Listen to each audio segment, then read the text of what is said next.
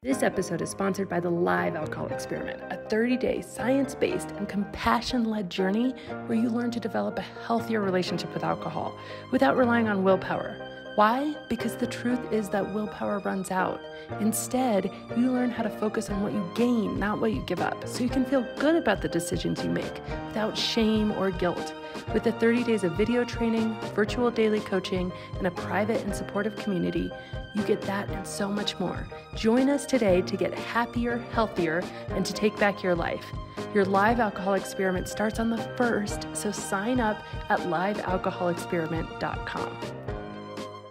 Hi, this is Annie Grace, and welcome to this Naked Mind podcast. And I'm here with Katie. Hi, Katie. How are you? Hi, I am great. I am so excited to be here and nervous. Oh, well, don't be nervous. Just like we're chatting. Forget that, we got that anyone's listening. I won't tell you the number of downloads per episode. Okay. I'll tell you after we're done. That's great. That's perfect. That's preferable. Awesome. So why don't you sort of back us up to the beginning of your journey and tell us where everything started for you? Sure. Well, I guess I should say, I think I was talking with my husband about this yesterday when I was preparing for our chat, knowing the format of the show. And I was like, well, truthfully, my journey with alcohol started when I was a kid. I was not drinking, but alcohol was happening in my home. Alcohol abuse is a part of my family story. It's been a part of my family's story for generations. And so that was going on in my home. I do want to say upfront that in many ways, I grew up in an ideal house. My parents, there was always food on the table. My mom is a phenomenal cook. My parents are incredibly smart and supportive. They put a ton of financial resources into my education and to having me play competitive soccer all growing up, which has been a huge part of my life. And my mom is like an inspiration in the woman succeeding in a man's work world. My dad is a phenomenal artist. So there were a ton of resources available there. Unfortunately, there was also alcohol use and a ton of unmitigated anger. And we never talked about any of it. And so it was like I had these two parts of me that were kind of simultaneously developing. I had a lot of creativity and athleticism and intelligence and all of these things going. And then on the other side, it was almost as though my emotional self was just getting like pushed down, overwhelmed, and sort of hidden away because it was there was just too much going on in the emotional field, what I think people would now call complex PTSD, and dysfunctional emotional family stuff. So it was in many ways, it was a scary place to grow up. And I think that the alcohol had a lot to do with that. I personally did not start using alcohol much until after college. So when I was in high school, I had a lot of what, we would call adaptive coping strategies to deal with what was going on at home. I was great. I was good in school. I had great friends. I was a competitive athlete. I can read like nobody's business. If I needed to leave the external world, I could just crack a book and be gone. And so I think that those were some adaptive strategies. It wasn't until later that I think my maladaptive strategies of alcohol use and also disordered eating really came on the scene as ways to not feel my feelings. So it wasn't really, I was not much of a college drinker. The college party scene was not for me. I was very uncomfortable with what felt like a sort of will we or won't we hook up vibe of college partying. So thankfully I was able to join the rugby team and found a lot of social life there. I lived in Italy my junior year of college and I think drank twice when I was there. So that was not part of what I was doing at the time. My disordered eating got kicked into high gear when I was in Italy. I think that was totally a coping mechanism or coping strategy.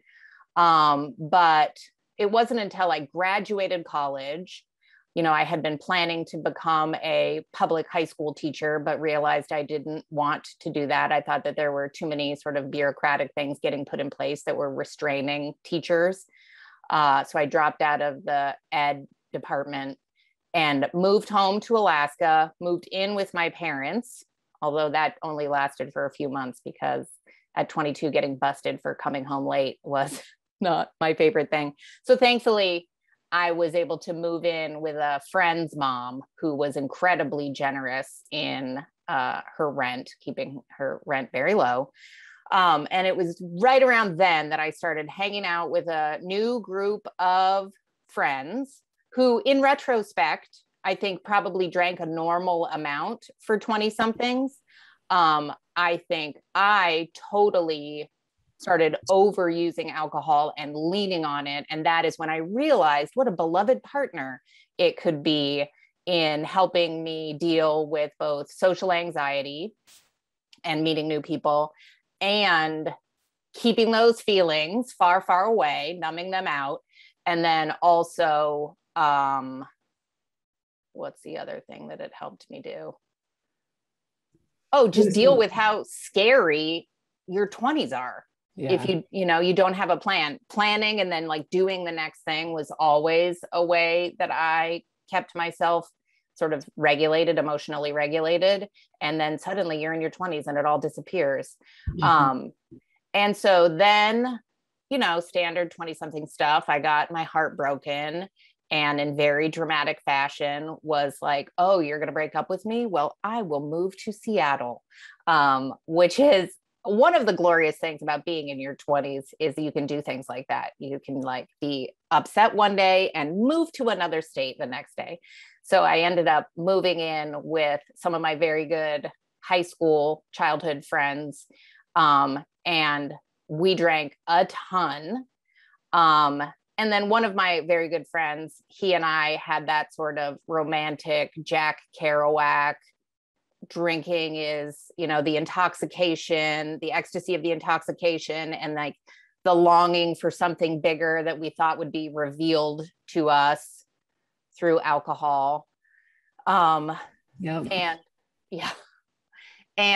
But still, I just never at that stage in my life questioned whether I was using it too much because I was still in my 20s and it was sort of just like, this is what 20-year-olds do.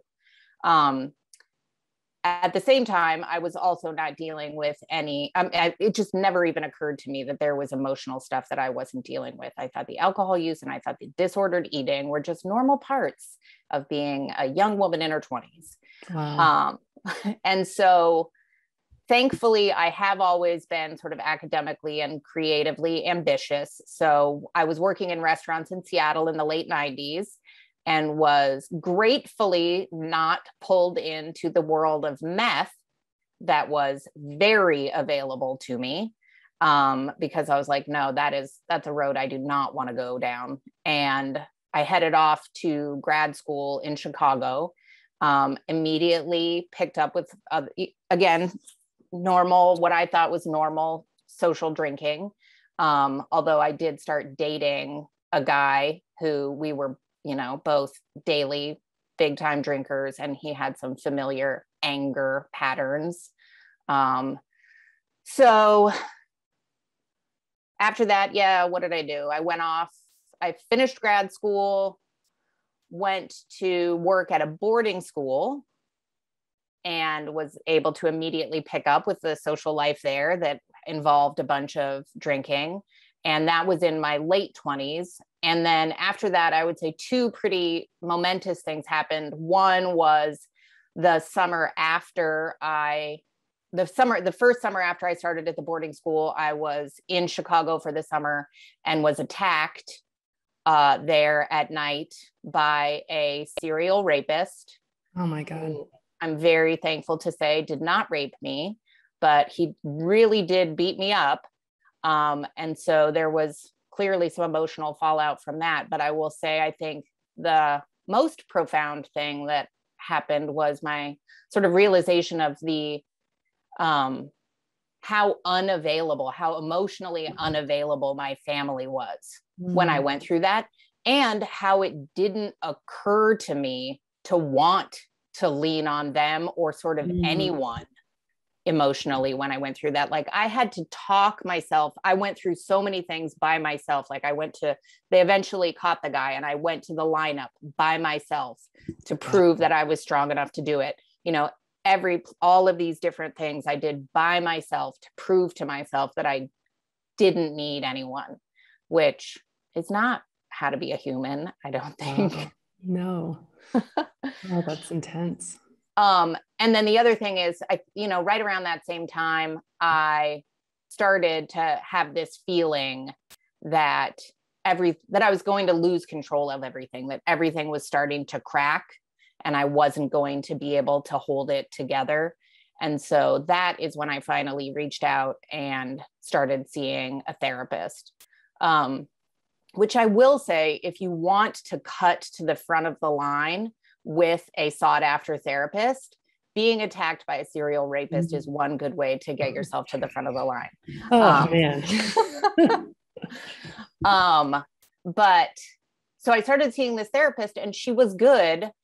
But sort of unfortunately for me, one of my other great coping strategies is intellectual analysis and humor. And basically what happened in therapy was I found ways to cope better, put myself back together, sort of intellectualize about myself and completely avoid any of the feeling stuff that was going on underneath. And again, I was continuing to drink at the boarding school. Finally, there was one point where I sort of got to such a low point that my therapist recommended that maybe I try Prozac.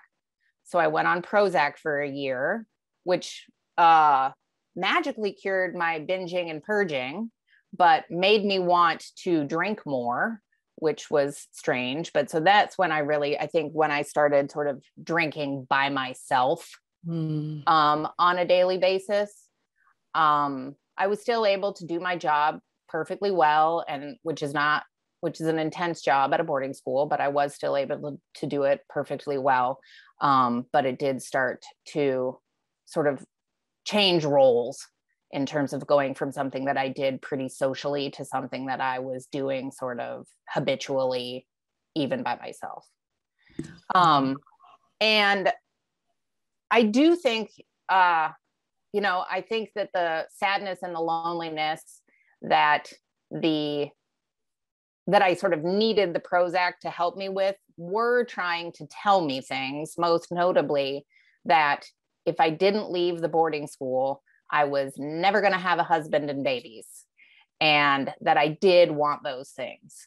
And so I sort of was able to pull it together enough to realize that I wanted those things.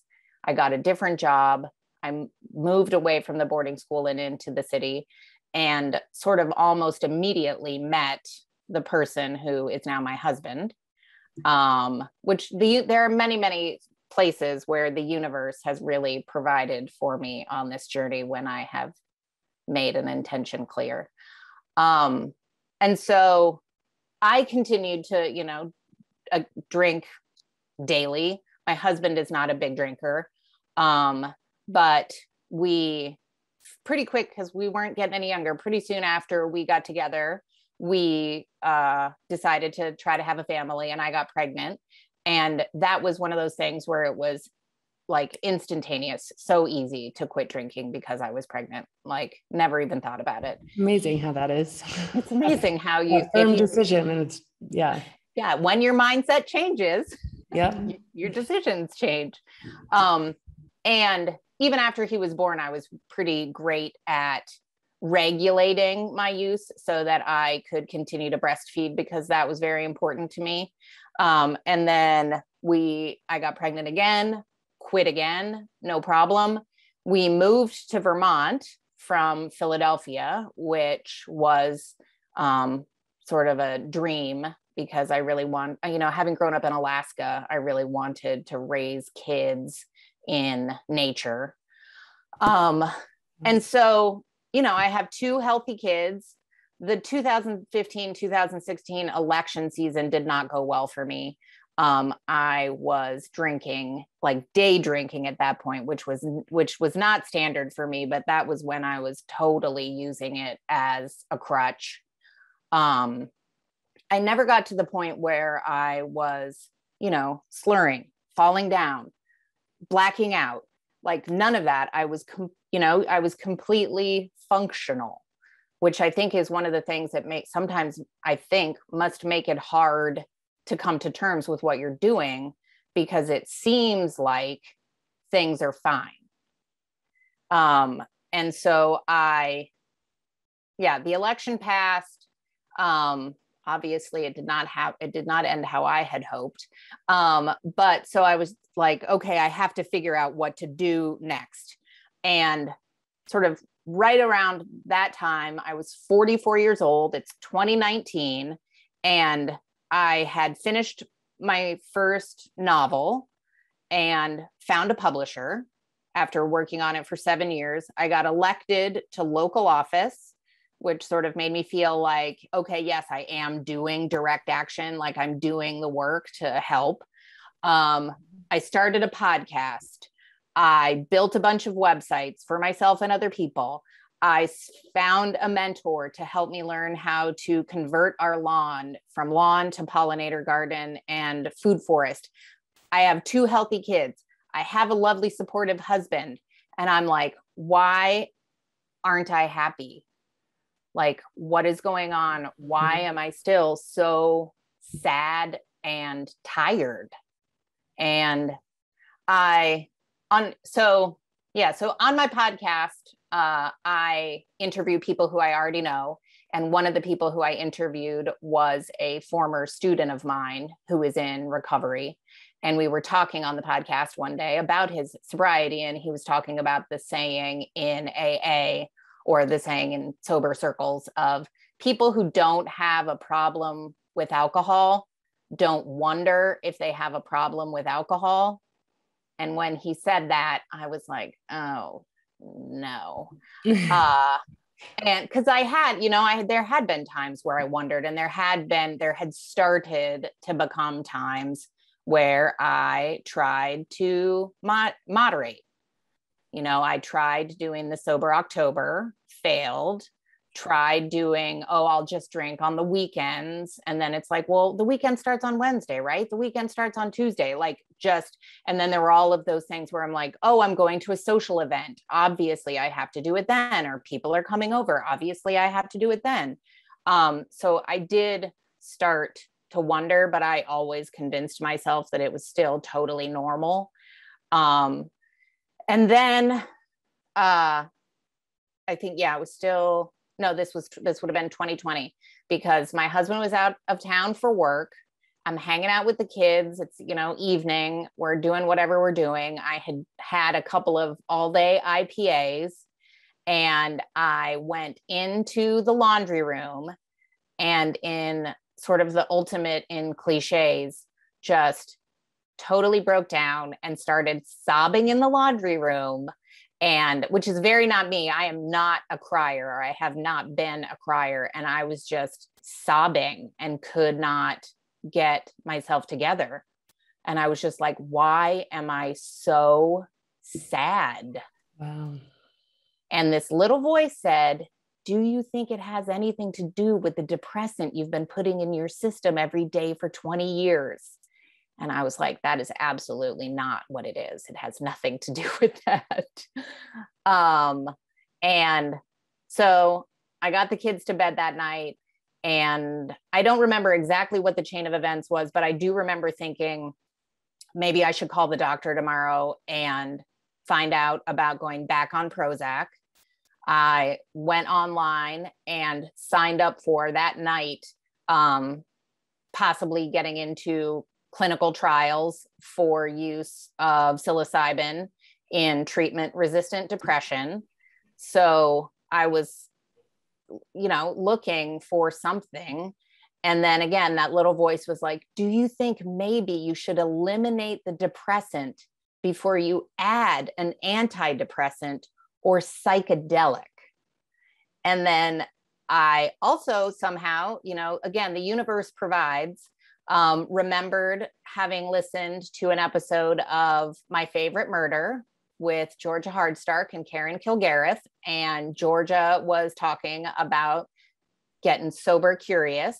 And I remembered that she mentioned a book that had been inspirational, a turning point for her. And I was trying to remember how I found it, because I went on their Instagram the other day and I couldn't find it, but somehow I managed to unearth it that night. And I got in bed and I read the entire book on Kindle.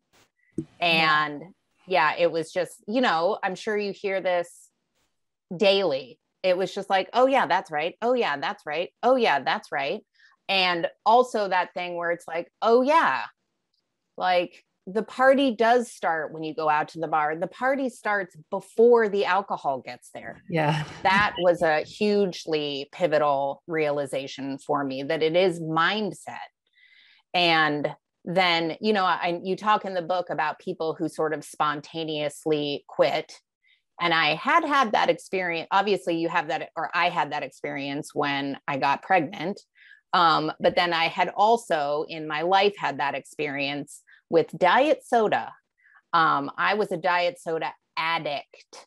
Like diet soda was what used to get me out of bed in the morning. And then I read this book that was like, diet soda, fake sugar is going to give you cancer, idiot. Stop drinking it.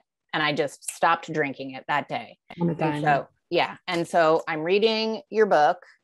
And then I also read this Mother Jones article that I had specifically been avoiding, that I had seen and then decided not to read. But there was a Mother Jones article that came out in the, I think, May-June edition, 2018 edition, that was, did alcohol give me my breast cancer? And it was basically like, yes, it did. And at the same time that I was, coming to terms with my own sadness, one of my very, very best friends was dying of breast cancer. And so it was just sort of like everything coalesced on that night. I read your book. I read that article. I actually let myself feel my feelings for the first time in a really long time. And I quit that night. Wow. Yeah. That was February 9th of 2020. That's so cool. Yeah. And it's one of those things where it has not been even remotely difficult. And after all of the times of trying to moderate and all of the times of trying to, I guess just the times of trying to moderate, and it just stopped. And I have not struggled at all. I can be around people who are drinking.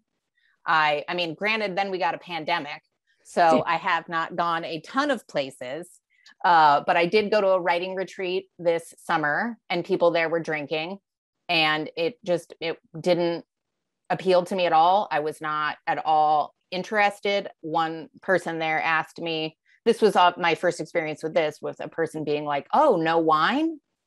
And I was just like, I'm off the sauce.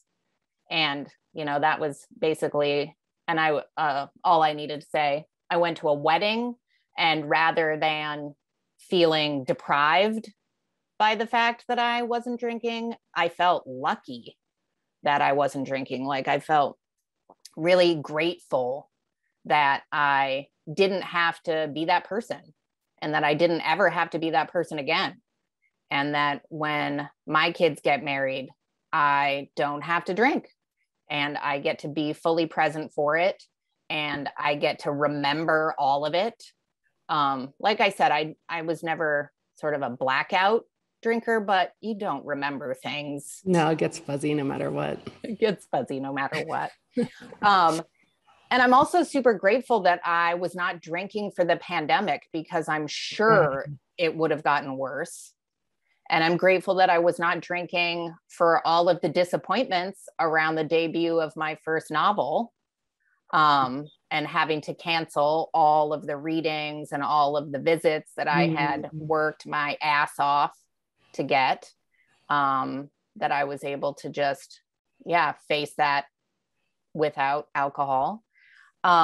But yeah, it was definitely that reframe from alcohol is my beloved friend that makes it possible for me to socialize and enjoy life, to alcohol is a highly addictive poison that is trying to kill you. And that reframe really helped. That's amazing. What is the name of your novel? Oh, it's called Rage is a Wolf. Ooh, yes, good it is title. Thank you. It is a young adult novel about a girl who thinks the earth might really be screwed, and school isn't helping teach her anything to fix it. So she talks her moms into letting her drop out to write a post-pandemic sci-fi novel. Oh, that's so cool. What a great plot. I love that. Thank you. Amazing. Yeah. That's so cool. So how has it been? How has life been aside from being easy? Yeah, right. I mean, that hasn't part been easy, but that part. Yeah, let's clarify. Yes. Well, you and I were supposed to do this meeting, a year ago. And unfortunately, right about a year ago, my friend who was dying of breast cancer did die. And so that has obviously been incredibly difficult. Again, though, I am so grateful that I spent that year leading up to that without the fuzziness of alcohol, and that I was able to be present with her. Thankfully I was able to go see her and be with her the day before she died and the day she died. And I'm just, so grateful that that was not in between us. It's interesting. Every person I've talked to who has had a really serious loss, after being alcohol free, it's one of the things they're most grateful for is just being able to be present with the grief and with the reality of life. And we think it's going to be the hardest thing. We think, well, I can't survive that. That's going to be the moment, when I cave. But people who have come through it just say like, they would not have changed anything. And actually, I believe that allowing emotion and specifically grief to process allows us to heal in a way that we can't heal when we're, trying. It's like a ball that we're trying to push under the water. Yeah. And it's going to come back. I mean, I think just in your story, and this is obviously just my hallucination, but your laundry room aspect for me, I'm just listening to it, I'm thinking, wow, that's a long time to not feel your feelings. And they come out. You can't. And now at least, when you're feeling your feelings on a regular basis, then when they come, you're not blindsided. It's amazing. The first time I really started feeling my feelings, I was like, I'm going to just start crying and I'm not going to stop. Like, I just felt like it will never end. I will not survive it. I cannot do this. I cannot go into it. And the truth is there was a few really, really ugly cries, but I mean, then it's like, oh, I'm still alive. Like, and actually you feel a little bit euphoric once you really get it out of your system. There's such a clarity of energy that is amazing. And I was just so afraid of the feeling itself, and I think the biggest lie we've been sold these days is that we are supposed to feel good all the time. Oh, yeah. Well, and two things. Number one, the crying is the thing that gets you to the other side. Yeah. It's like when your brain can't process it all and you can't figure it out and you can't get it organized in a way that is palatable. Like when you and I tell this to my kids, like when you surrender yourself to the crying, that is it's your heart and your body's way of getting you to the other side of the feeling, because your mind can't do it. Right. And, our kids went to get their coronavirus vaccines yesterday. And one of our pod pals was with us, and she cried afterwards. And, I was just like, yes, I saw your body leading up to the shot and you were so tense and there was so much going on in there. Like, thank goodness you are able to cry, because then your body doesn't have to hold on to it. It can let it go. But then the other thing is, when you don't let yourself feel your feelings, I'm noticing your necklace. If you can't feel the bad feelings, you can't feel the joy.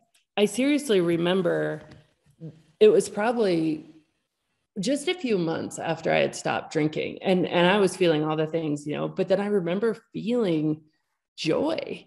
And I was like, wow, this is different than I expected. It was like almost thicker or more permanent, or something that it wasn't happiness. It wasn't fleeting. It was just kind of, I don't know. It's so, and I was It like, doesn't wow. feel manic. No, it just feels really peaceful. There isn't a frantic energy in it. And in my personality, like what I thought was joy was like that, just go crazy fun. Everybody's getting drunk. Everybody's like doing, we're all pushing each other. Like, okay, who's going to be the one to, at the wedding, go like, whatever, like just the antics. Right. And you're laughing, but it's so hollow. And when I really started to like get back to joy, I mean, it was very childlike, and it was like, oh, wow, this has been here the whole time. The other thing that has been there the whole time that I completely lost sight of was falling asleep at night. That for me was the biggest, like, oh my gosh, because for me, it was like nights just went into this black tunnel of all of a sudden things got smaller and smaller and smaller. And then I just pass out, and I never remember the moment of falling asleep. And I remember just falling asleep and just that euphoric moment where your mind just starts to drift off and you're thinking about different things and you're cozy. And I'm like, this is a very joyous experience, and we get to do it every single day. Yeah, no. How was I robbing myself of that? Yeah, it is nuts. And I mean, just what you were saying about how we're sold a bill of goods, which is really what part of what that Mother Jones podcast is about, is, how the alcohol lobby has paid a lot of money for you not to know that it's giving you cancer. In the same way, the alcohol lobby is paying a lot of money to convince you that frantic and, but that frantic energy is happiness, and that is the thing that you want. And in fact, yes, it is that deeper, heavier, like, yes, that cozier joy.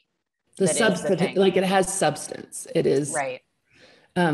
Something else you said that I was just going to comment on was when you're saying, crying is the way through, like that physical response is the way through. And it's so interesting because we come factory installed with the ability to cry and scream. And feel. We don't come factory installed with the need for drinking. But somehow we've gotten that confused, as if the things that are natural to our bodies, natural to our minds, natural to our spirits, natural to our hearts are the wrong things. And the things that are unnatural and outside of us are the things that we actually need to survive this life. Right. Yeah. Which I guess that is a great segue into, you asked me how things have been going. And so, the stopping drinking, it turns out, has really been like the start of the bigger journey into going back and reclaiming access to all of those feelings that were too overwhelming when I was a kid, that it was too scary to feel, and that there was just not safe space to feel them. And so I'm, again, super grateful, and the universe provides, just as I had that student who came on my podcast to tell me about alcohol and recovery. I had another student who she has been studying somatic therapy, and she was also the one who sort of introduced me to the notion of complex PTSD and recommended some books in there. And so I have started working with a somatic therapist, because again, therapy for me that is in the head is just a way to stay away from growing and stay away from feeling, because I can intellectualize and analyze all day long. And so I've started working with a somatic therapist, and which, for people who don't know what that is, basically it is that everything is just hyper focused on what is happening inside your body.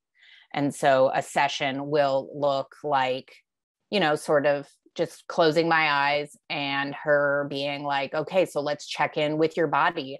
And you just close your eyes and you start sort of feel into yourself. And it's like locations where I notice that I almost always have my solar plexus clenched.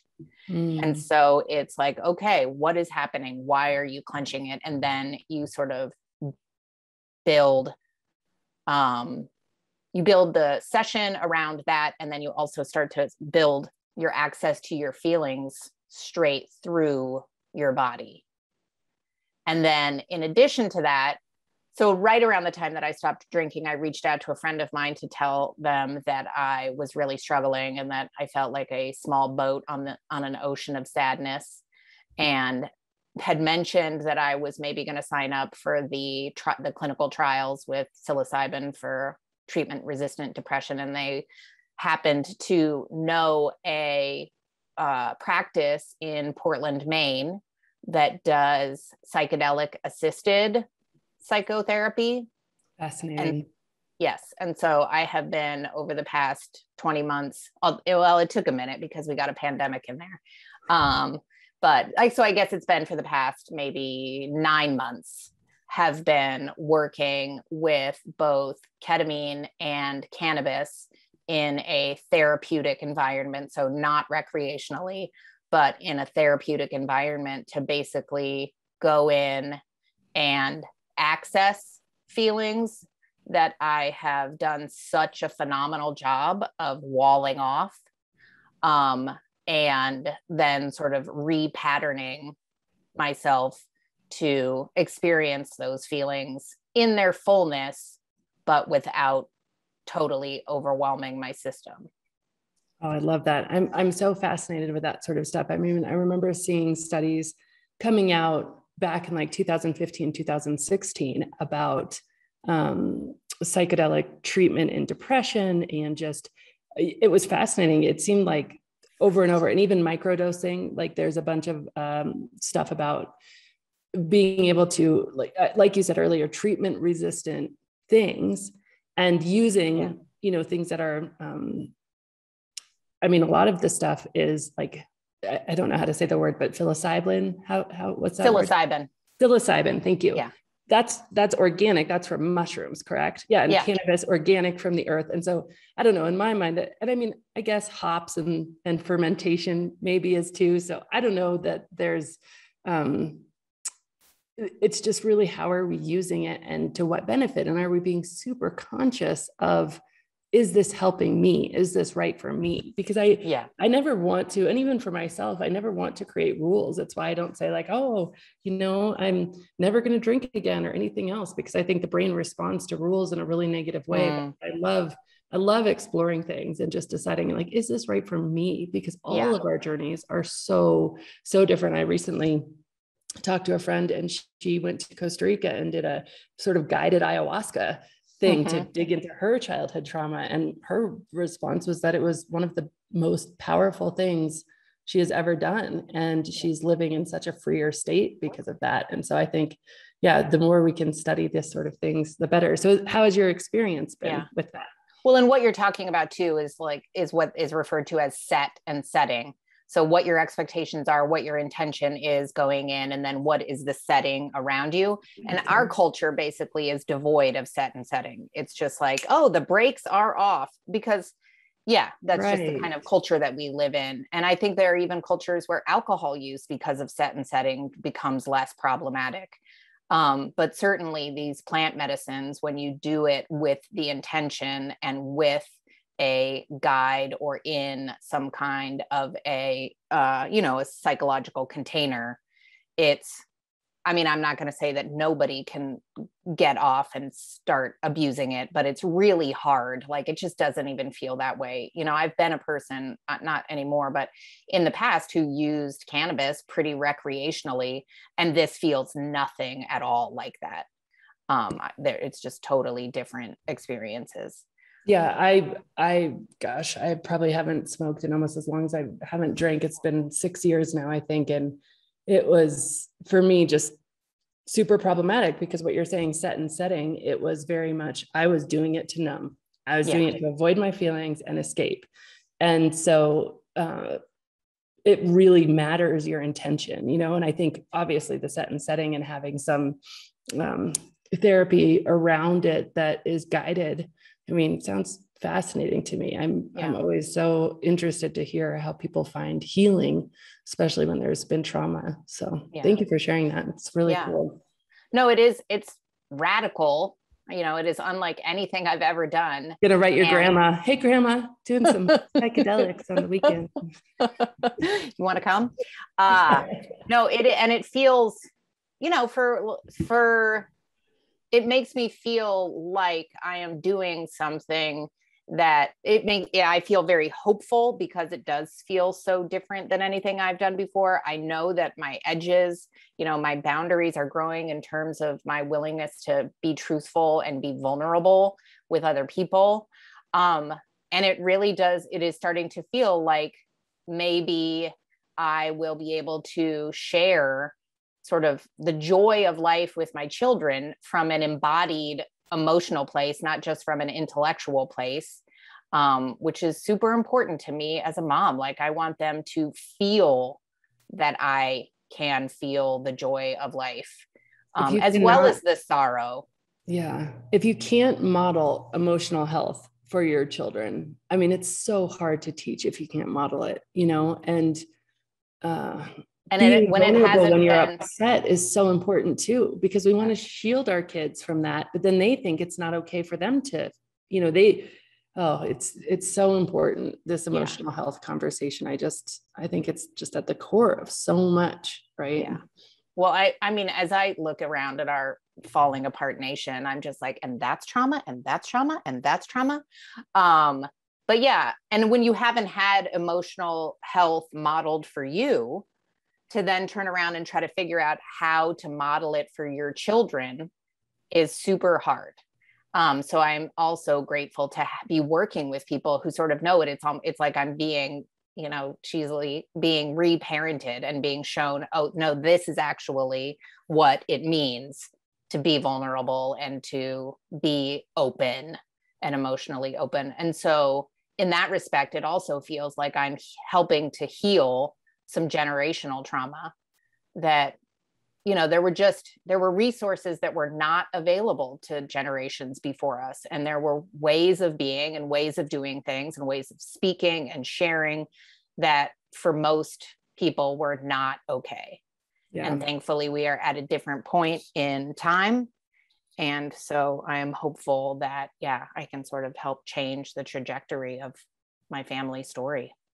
I love that so much. That's so beautiful. Yeah. And I think, I mean, obviously inherent in all of this is one of the first steps. I mean, first step is always going to be, in my opinion, self-compassion, being curious about your behavior without judging it so that you can really understand it before you change it, and learning new things. Obviously you did that in one night, which is amazing. But then it is really the first step to emotional health is to stop numbing. You have to start to be able to feel your feelings, because every time you do it, you realize, wow, I'm stronger than I thought. And that wasn't as bad as I thought. And actually there was benefit to that. And the more you do it, the more it becomes like a muscle, like anything else. You just you need reps, and we've forgotten how. I mean, it's how it is. So well, it's the fear of the thing is worse than the thing most of the time, which, again, to go back to getting vaccines, I said to the kids yesterday, like, it's the fear of it that hurts the most. The thing itself is over in a flash. But it's all of the fear leading up to the thing that is going to be bad and going to be scary and that will be unbearable. But just what you're saying, you can bear it. Yeah, I love that. Well, this has been amazing, and I've really enjoyed talking to you. So let me ask you the question that I ask at the end, which is, if you were going to go back in time to, the Katie who is like, oh man, well, I guess if I'm wondering if I have a problem, maybe I do. And, trying to moderate, and what would you tell her about how life is now? Everything you've been, well, I mean, I guess, first of all, you can't really ever change anything if you're happy. You can't want to change it, because I'm so happy with who I am and where I am. But that said, if I could go back, I think I would say everything you're scared you're not going to be able to pursue, whether it is, the depth of feeling that I want to be able to teach my children, whether it is really being able to dive into my writing life with bravery, having a more emotionally intimate relationship with my husband and my friends, all of those things that I was scared I wasn't going to be able to have, you can have those things. I love that. That's so awesome. Well, thank you so much for coming on and sharing your story with us. It's been really great. Yeah, it was really nice to be here. Thank you. And thank you for creating a place for people to share these stories. I know they've been helpful for me. And yeah, I can hear in the stories how helpful they have been to so many people. So thank you. Well, it's awesome. The stories are the best. All right. Talk to you soon. Bye. Thank you.